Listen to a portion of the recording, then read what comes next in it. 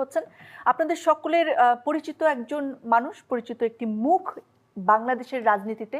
রাজনীতিবিদ না হয়েও যার অনেকখানি প্রভাব রয়েছে বর্তমানে। সাথে রয়েছেন লেখক এবং অ্যাক্টিভিস্ট পিনাকি ভট্টাচার্য। স্বাগতম আপনাকে। ধন্যবাদ। কেমন আছেন? ভালো ভালো। দাদা দূর দেশে আছেন বলে আপনাকে আমাদের অনলাইনে যুক্ত করতে হয়েছে, সশরীরে পাইনি। এর কারণটা জেনেই শুরু করতে চাই আজকের আয়োজন। কেন দেশ ছাড়তে বাধ্য হয়েছেন যখন দেশকে নিয়ে এত ভাবনা আপনার, এত কিছু করতে চান আপনি, এত স্বপ্ন আপনার, কেন অ্যাসাইলাম প্রার্থী হতে হলো বিদেশে গিয়ে?